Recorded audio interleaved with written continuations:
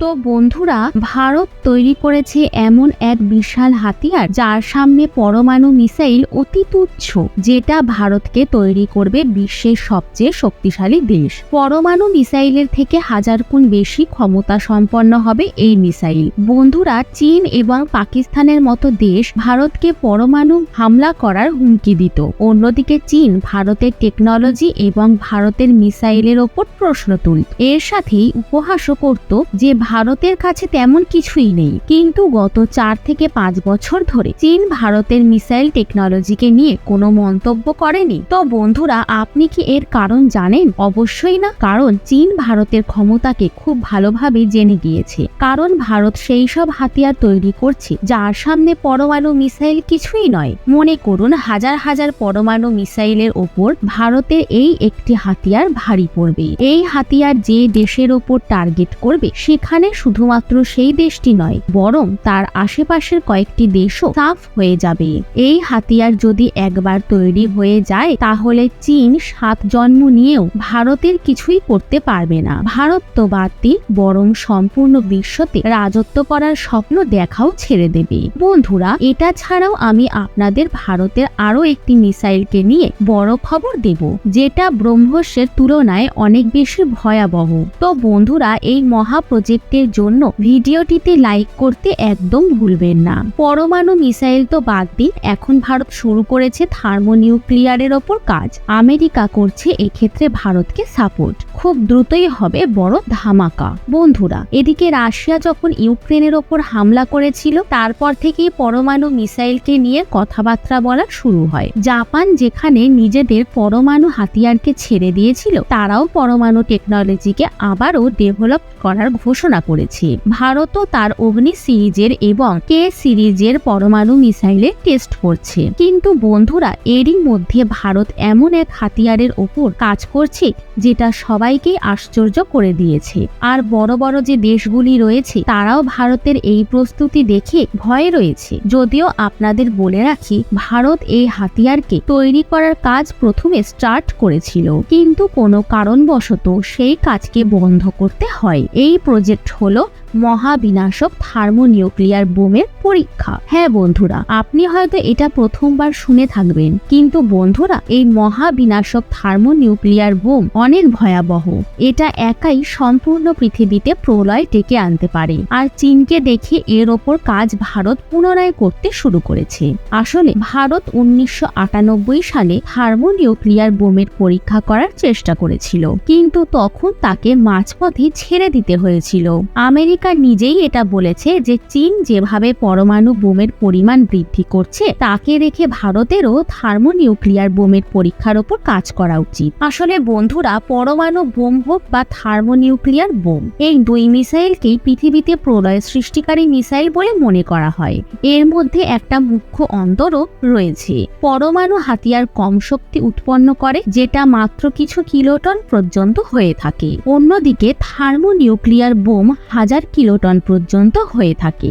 জাপানে যে 2 পরমাণু বোমের ব্যবহার করা হয়েছিল, তার ওজন 15 থেকে 20 কিলোটন ছিল। হিরোশিমা এবং নাগাসাকি এই দুটোই জাপানের দুটি ছোট শহর ছিল। ভারতকে চীনের সাংহাই এবং বেজিং এর মতো বড় মহানগরকে ধ্বংস করার জন্য থার্মোনিউক্লিয়ার বোমের ব্যবহার করতে হবে। থার্মোনিউক্লিয়ার বোম যদিও সংখ্যায় কম, কিন্তু তার ক্ষমতা অনেক বেশি। তো বন্ধুরা, ভারত এরকম মিসাইল তৈরি করতে চাইছিল না, কিন্তু ভারতের চীন এবং পাকিস্তানের সাথে বিবাদ রয়েছে, আর সেই দেশগুলি পরমাণু মিসাইল দ্বারা লেস রয়েছে।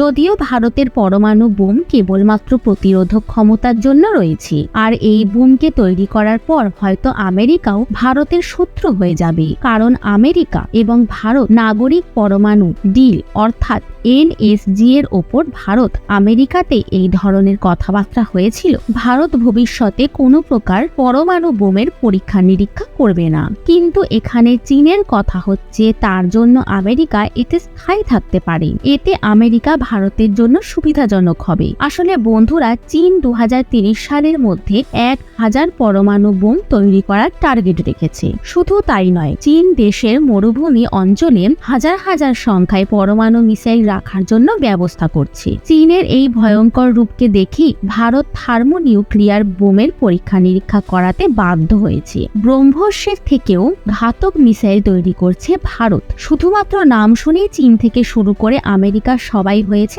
আশ্চর্য। ভারতের দ্বিতীয় তুফানের নাম হলো সুরিয়ান মিসাইল, যাকে নিয়ে ভারত যথেষ্ট গোপন করে রেখেছে। ভারত এই মিশনের যে কোনো সময়ে অফিসিয়ালি কিছু আপডেট করতে পারে। বন্ধুরা, একদিকে এটি ব্রহ্মোস হাইপারসনিক মিসাইলের ক্লোন ভাবতে পারেন, কারণ এর ক্ষমতা এবং রেঞ্জে এই মিসাইলের কোনো তুলনাই নেই। সুরিয়া মিসাইল রূপে ভারত এমন এক ব্যালিস্টিক মিসাইল তৈরি করেছে যার জবাব চীনের কোনো ব্যালিস্টিক মিসাইলের কাছে নেই। সুরিয়া মিসাইলের বিষয়ে অনেক কম লোকই জানে, আর আপনিও জানলে আশ্চর্য হয়ে যাবেন। সুরিয়া মিসাইল বিশ্বের সবচেয়ে দূরত্ব অতিক্রম করা রণনৈতিক মিসাইল। এর মার্ক ক্ষমতায় সম্পন্ন পৃথিবী চলে আসে। এর রেঞ্জ 10,000 থেকে 12,000 কিলোমিটার, যেখানে পৃথিবীর পরিধি প্রায় 40,000 কিলোমিটার। যদিও চীনের প্রতিরক্ষা বৈজ্ঞানিক এই মিসাইলের রেঞ্জ 12,000 নয়, বরং 18,000-এরও বেশি বলে মনে করেন। যদিও দাবি করা হয় যে ভারত মিসাইল প্রোটোকল চলার কারণে এই মিসাইলের রেঞ্জকে কম করেই বলেছে। অর্থাৎ এই মিসাইল এত বেশি পাওয়ারফুল যে যদি একে ভারতের আলাদা আলাদা ভাব থেকে ফায়ার করা হয় তাহলে এটা বিশ্বের যে কোনো অংশকে ধ্বংস করতে সক্ষম। আপনাদের বলে রাখি, ভারতের উত্তর দক্ষিণ দিক লম্বায় 3,200 কিলোমিটার নয়, বরং 5,000 কিলোমিটারের আশেপাশে। আন্দামান নিকোবর এটা সবচেয়ে দক্ষিণী বিন্দু এবং লাদাখের উত্তর বিন্দু থেকে 5,000 কিলোমিটার পর্যন্ত দূরে রয়েছে।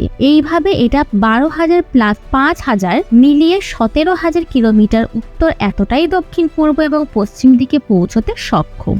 এইভাবে বিশ্বের প্রায় প্রত্যেকটি অংশই এর সীমানায় চলে আসবে। এই মিসাইল মুখ্যরূপে পরমাণু বোমকে ডেলিভার করার জন্য তৈরি করা হয়েছে। যদিও এই মিসাইল থেকে পরম্পরাগত হাতিয়ারও ডেলিভার করা যেতে পারে, ভারত সরকার অফিসিয়ালি এর কোনো প্রকার ঘোষণা করেনি, কারণ সম্পূর্ণ বিশ্বে ভারতের যে মিত্র দেশ রয়েছে তারা রেগে যেতে পারে। এই মিসাইলের স্পিড 35,526 কিলোমিটার প্রতি ঘন্টায়, অর্থাৎ 29 ম্যাক বলা যেতে পারে। এই মিসাইলের অপারেশন রেঞ্জ 12,000 থেকে 16,000 কিলোমিটার পর্যন্ত, কিন্তু দাবি 18,000 কিলোমিটার পর্যন্ত করা হয়। ভারত দ্বারা অন্তঃমহাদ্বীপীয় ব্যালিস্টিক মিসাইল অর্থাৎ ইন্টারকন্টিনেন্টাল ব্যালিস্টিক মিসাইলকে তৈরি করার অনেক গম্ভীর বিরোধ হয়েছিল। এই টেকনোলজি নিয়ন্ত্রণের জন্য missile technology control regime MTCR নামক সংগঠন তৈরি করা হয়েছিল। এদের কথা ছিল যে ভারতের এত রেঞ্জের মিসাইলের প্রয়োজনীয়তা কিসের, যখন তাদের শত্রুতা শুধুমাত্র পাকিস্তান এবং চীন ছাড়া আর কোনো দেশের সাথে নেই। এই দেশগুলি পর্যন্ত মার্ক করার জন্য এত রেঞ্জের ICBM এর কোনো প্রয়োজনই নেই।